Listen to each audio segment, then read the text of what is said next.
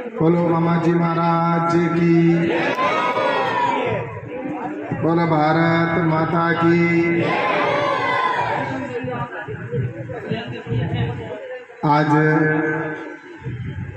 इस जागरण के अवसर पर हमारे मध्य उपस्थित हमारे लोकप्रिय विधायक आदरणीय श्री हमीर सिंह जी बायल साहब और हमारे मध्य उपस्थित हमारे वरिष्ठ नेता भाजपा के भवानी सिंह जी टापरा, हमारे सरपंच साहब जबर सिंह जी महेचा और धनवा के सरपंच प्रतिनिधि पप्पू सिंह जी और नग सिंह जी राजपुरोहित हमारे मंडल के अध्यक्ष, खेत सिंह जी बाटी पंचायत समिति सदस्य और हमारे स्थानीय सरपंच साहब जेठाराम जी प्रजापत और पीओ साहब गोमाराम जी मेरे मित्र और सभी यहाँ पर उपस्थित मेरे पिता तुल्य बुजुर्गों और युवा साथियों, सबसे पहले तो मैं भगवान से प्रार्थना करता हूँ कि यहाँ पर बरसात जल्दी हो जाए।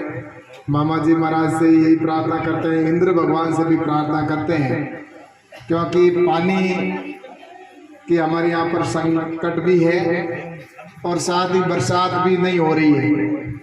तो मैं सोचता हूँ कि आज जैसा मौसम बना हुआ है, आप सब ने भगवान से प्रार्थना की है और हम सब कर रहे हैं, तो जल्दी बरसात होगी और खेती का तो समय लगभग जा चुका है, लेकिन कम से कम पीने को पानी तो मिल जाए गायों के लिए या आम व्यक्ति के लिए, तो ऐसी प्रार्थना करते हैं।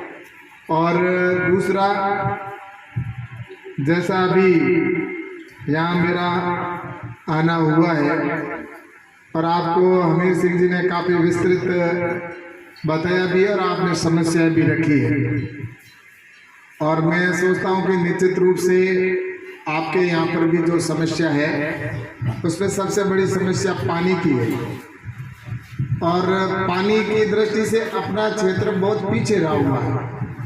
आज से नहीं है, वर्षों वर्षों से हमारा क्षेत्र पीछे रहा हुआ है और ऐसी कोई योजना भी नहीं बनी जिसकी वजह से हमारे यहाँ पर पानी पहुँचे।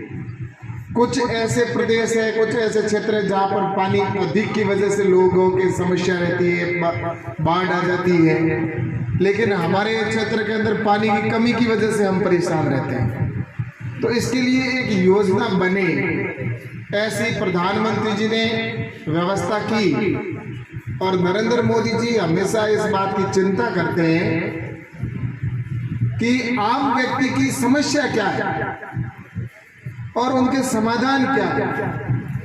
सिर्फ समस्या सुनना उससे समाधान नहीं होता।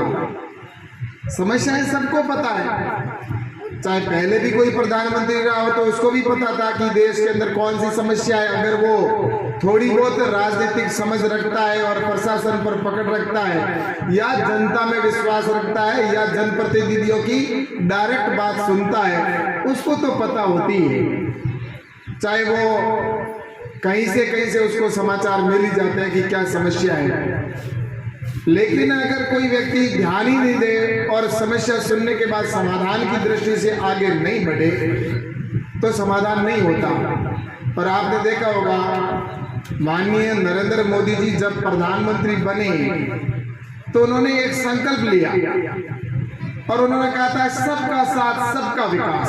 पहली बार जब वो प्रधानमंत्री बने थे तब उन्होंने कहा था सबका साथ सबका विकास, यानी कि सबका साथ चाहिए और सबका विकास होना चाहिए। न तो ये कोई कांग्रेस है, न कोई बीजेपी है, न कोई हिंदू है, न कोई मुसलमान है। देश को आगे बढ़ाना है तो सबका काम होना चाहिए। और इसी सोच को लेकर अटल बिहारी जी ने इसकी शुरुआत की थी। अटल जी ने प्रधानमंत्री ग्राम सड़क योजना शुरू की थी, उसकी वजह से गांवों के अंदर हमारे डामर की सड़कें पहुंची, वरना हमारे यहाँ कहाँ डामर थी, पहले देखने को भी नहीं मिलता था। और डामर वास्ते तो थोने बूढ़ियों ने हल उठाया, कभी मटकी फूट जाती ना या भी तेड़ आती तो जोधपुर अगर धके बुने के नहीं जाता ना, हड़क बनती देखता ना, रोकता गाड़ी के रोक पड़ी, थोड़ा प्लास्टिक थैली में डामर लो घरे मटकी लगाओ हाथी कुड़ी। डॉमर देखने नहीं को मिलता बुन जाओ था कदी के मिलतो देवता कोई मोटर के हड़क में होता जना के तो भूखो वहाँ मोटड़ी अपने हाईवे में तो कदी हड़क बनती कौन चलता ना भूखे जा डॉमर लाता मटकी के लगा वहाँ। लेकिन ये मेरे युवा साथियों आपको पता नहीं है, मैं दोनों तो है आराम मिल है, लेकिन बुजुर्गों ने बहुत कष्ट देखे यहाँ पर। इतने कष्ट, पानी हो चाहे लाइट हो, ऐसी कई समस्याएं थी जो पानी, सड़क, जो मुख्य रूप से स्वास्थ्य, ये सारी स्कूल की और समस्या ही थी। लेकिन अटल जी ने गांव के अंदर सड़क पहुंचाई, और सड़क पहुंचाई तब आज यहाँ पर विद्यालय बना।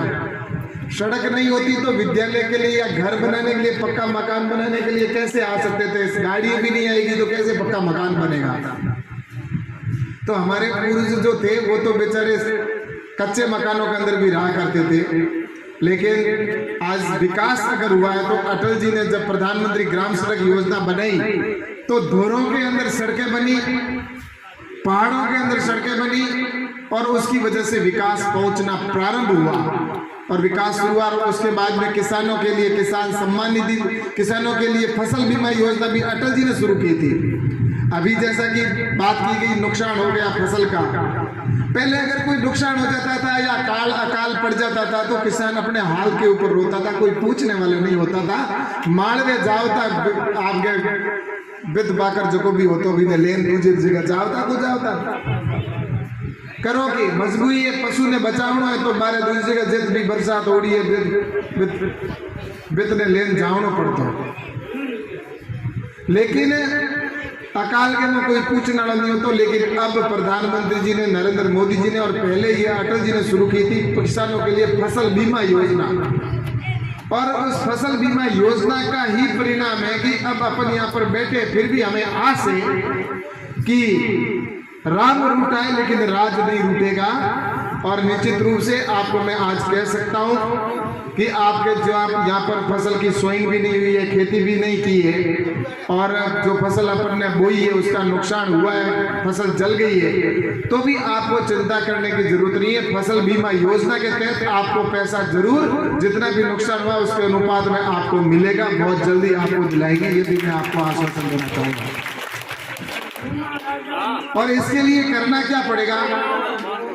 इसके लिए करना क्या पड़ेगा कि राजस्थान की सरकार हमारे पास जो गिरदावरी रिपोर्ट बनाकर भेजेगी उसके आधार पर कृषि मंत्रालय के अंदर हम आपके स्वीकृति प्रदान करवा देंगे, क्योंकि ये जिम्मेवारी मेरे पास है।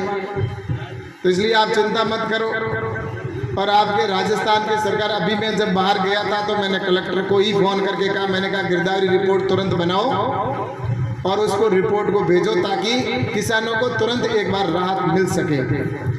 तो इसलिए आपके जल्दी, मैं सोचता हूँ कि अकाल तो पड़ गया लेकिन जरूर कुछ न कुछ आपके, जैसा कि हर वर्ष जब नुकसान होता है उसके अनुपात में आपको फसल बीमा योजना के तहत जरूर आपको सहायता प्रदान करने की, या आपको उसका क्लेम जो अपन ने प्रीमियम जमा कराया है तो उसका क्लेम मिलेगा। और दूसरा, ये अटल जी ने शुरू की थी, उससे पहले किसानों के कोई क्लेम वगैरह नहीं मिलता था, और उसके बाद में आपके किसानों के लिए केसीसी प्रारंभ अटल जी ने की थी।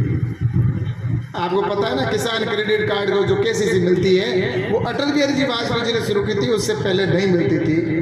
और अब नरेंद्र मोदी जी की सरकार आई तो उन्होंने सबसे पहले, जैसा कि सबका साथ सबका विकास के तहत सबके शौचालय बनाए। हमारी बहन बेटियां सोच जाने के लिए रात का इंतजार करती थी, अंधेरे का इंतजार करती थी, और या सुबह जल्दी या रात का इंतजार होता था।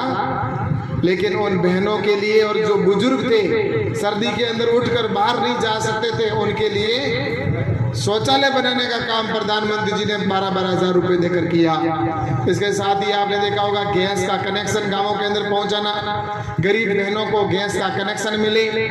और अभी भी प्रधानमंत्री जी ने और घोषणा कर दी कि जो भी पीछे और बहनें बची हैं उनको भी लगभग 5 करोड़ के आसपास की घोषणा की है कि उनको भी गैस का कनेक्शन और मिलेगा। तो इस तरह से गैस का कनेक्शन गांवों में आना। और उसके बाद में आपको और बताऊं कि लाइट जैसी समस्या आज़ादी को 75 साल होने जा रहे हैं। 75वां स्वतंत्रता दिवस हमने इस बार 15 अगस्त को मनाया, लेकिन इस देश के अंदर 75 साल बाद भी इस देश के अंदर लाइट नहीं थी। ये तो प्रधानमंत्री जी नरेंद्र मोदी जी ने जो दीनदयाल ग्राम ज्योति योजना बनाई, उस योजना के माध्यम से ये लाइटों गांवों के अंदर लाइटें पहुंची। और लाइट का भी बताना चाहता हूं कि जिस समय दीनदयाल ग्राम ज्योति योजना प्रारंभ हुई थी, उस समय तक इस देश के अंदर ही, बाड़मेर का नहीं, पूरे देश में सिर्फ 36% घरों में लाइट थी, लेकिन आज लगभग 90% घरों में लाइट पहुंच गई है। और अब जो 10% पीछे घर बचे हुए हैं, उसके लिए भी लाइट की स्वीकृति दीनदयाल ग्राम ज्योति योजना सेकंड पार्ट शुरू कर दिया गया है। और बाड़मेर जिले को भी पैसा अलॉट कर दिया गया है। जल्दी टेंडर होगा और आपके यहाँ पर भी जो बचे हुए घर हैं, उनके अंदर भी लाइट के कनेक्शन कर दिए जाएंगे। ये भी मैं आपको विश्वास दिलाना चाहूंगा। सबके लाइट हो, चाहे वो किसी भी पार्टी का हो, चाहे किसी धर्म का हो, कोई पीछे नहीं रहे। देश तो तभी आगे बढ़ेगा ना, अगर एक अकेले के घर के काम हो जाए, एक किसी व्यक्ति विशेष के काम हो जाए, उससे गांव का विकास नहीं होता। गांव का विकास तो तभी होगा जब सबके काम होगा। और इसी के तहत अटल बिहारी जी वाजपेयी जी ने, प्रधानमंत्री माननीय नरेंद्र मोदी जी के प्रयासों से आज देश आगे बढ़ रहा है। और इसी के तहत आपने देखा होगा किसानों का भी जीवन स्तर कैसे उठे। जब तक किसान समृद्ध नहीं होगा, तब तक हमारा देश समृद्ध नहीं हो सकता। किसान समृद्ध होगा तभी हमारा गांव समृद्ध होगा, गांव आत्मनिर्भर बनेगा। और जब गांव आत्मनिर्भर बनेगा, तब हमारा प्रदेश आत्मनिर्भर होगा। और जब प्रदेश आत्मनिर्भर होगा, तभी हमारा देश आत्मनिर्भर होगा। और इसी के लिए प्रधानमंत्री जी ने किसानों को आत्मनिर्भर बनाने के लिए लक्ष्य लिया कि किसानों को हम कैसे आत्मनिर्भर करें। और इसके लिए चाहे आप एमएसपी को 1.5 गुना करने का काम किया, और साथ ही किसानों के लिए किसान सम्मान निधि के तौर पर 2-2 हज़ार रुपए हर 4 महीने में खाते में डालने प्रारंभ किए। आज कुछ लोग ये कह सकते हैं कि 6,000 रुपए से क्या होता है, तो मैं उन लोगों से पूछना चाहता हूं कि 6,000 रुपए आप पहले शुरू कर देते, आपने तो कभी रुपया भी दिया नहीं। और मोदी जी ने ये जो 6,000 रुपए दिए, ये 6,000 रुपए उस व्यक्ति के लिए बहुत महत्वपूर्ण है जिसको जब बीज की आवश्यकता होती है, और उस समय उसके खाते में जब ये पैसे आते हैं, वो उस बीज को खरीदता है। और बीज खरीदकर जब खेत में बोता है, और उससे जब लाखों की फसल होती है, तब उसको पता चलता है कि 6,000 रुपए का कितना महत्व है। और 6,000 रुपए हर वर्ष देना प्रारंभ किया और किसान के खाते में जाने प्रारंभ हुए। और मैं आपको और बताना चाहता हूं, जिन लोगों ने 60 साल इस देश में हुकूमत की, उन्होंने किसानों के लिए कृषि का पूरे देश का बजट ही वो था। वो आपको आंकड़े अगर मैं बता दूं तो आप दांतों तले अंगुली दबाएंगे, क्या देश ऐसे चलता था? पूरे देश का जो कृषि का बजट है, वो कृषि का जो अपने आप को कौन है, कोई घर है, घर का पहिया साल की कितनी इनकम है, कितना पहिया है, वो आप आंकड़ा तो रखो ना। तो जो बजट होता था वो टोटल 20,000 करोड़ या 21,000 करोड़ रुपए कृषि का होता था। और उसमें से भी आधे तो तनख्वाह में चले जाते थे जो अधिकारी होते थे, आधे किसी छोटी मोटी योजना में काम लेते थे। लेकिन अब नरेंद्र मोदी जी ने कृषि का जो बजट किया है वो बताना चाहूंगा। उनके समय में कृषि का बजट होता था वो सिर्फ और सिर्फ 20 या 21,000 करोड़ रुपए होता था। लेकिन अब कृषि का बजट है वो 1,31,000 करोड़, उनसे कितना गुना अधिक, कहा 20,000 करोड़ और कहा 1,31,000 करोड़ रुपए। और उसमें से भी आधे तो किसान के डायरेक्ट खाते में जाते हैं। जो ये सम्मान निधि का 2-2 हज़ार रुपए आपके खाते में आते हैं, वही रकम 70,000 करोड़ रुपए होती है एक साल के। और उनके तो टोटल बजट 21,000 करोड़ का होता था। लेकिन मोदी जी तो 70,000 करोड़ तो सीधे ही किसान के खाते में सीधे चले जाते हैं। पहले तो कोई खाता भी नहीं होता था, पहले तो बीच में बिचौलिए ठोक जाते थे। सही कह रहा हूं, गलत कह रहा हूं? और उनके कई प्रधानमंत्रियों ने भी कहा, क्या सरपंच साहब सही कौन, कहा कि हम तो भेजते हैं 100 रुपए और नीचे तक जाते जाते 15 रुपए ही बचते हैं। तो भाई खाता खोला देता बीटेम, बैंकों बंद थोड़ी, बैंकों तो बीटेम ही। लेकिन मोदी जी ने कहा कि जीरो बैलेंस पे खाते खोले जाए, जीरो बैलेंस पे खाते खुले, तो जीरो बैलेंस के ऊपर खाते खोले गए और जो खाते खोले गए उसकी वजह से आज आपके घर बैठे सीधे आपके खाते में पैसा आता है और सीधा लाभ मिलता है। तो मेरा यही कहना है कि आज जहां एक तरफ नरेंद्र मोदी जी की सरकार है, वो किसानों से लेकर और मजदूर से लेकर और हर गरीब व्यक्ति की चिंता कर रही है। ये सरकार गरीब कल्याण की योजनाओं को बनाती है, गरीबों के लिए योजना बनाती है। युवाओं को कई मारा युवा भाई बेरोजगार आ, कई कमारा कमारे जोड़े को मारा तो पई आई जेब में ब्याह फटाफट कोई हो जी छोरी। अब वो उसके इंतजार में उन्होंने सोचा कि अपने तो 3500 रुपये बेरोजगारी भत्तो आवेला और बेरोजगारी भत्तो जेब में हाथ में बड़ी बस्ती में मोटरसाइकिल में तेल भराओ घूमो, लेकिन 3500 रुपये आवे कि नहीं, सिर्फ झूठे वादे किए। आज स्थिति ये है कि पानी की समस्या है, लाइट की समस्या है, लाइट कब पता नहीं आती है, कब चली जाती है, पानी के लिए परेशान है। और ये तो जो केंद्र की योजना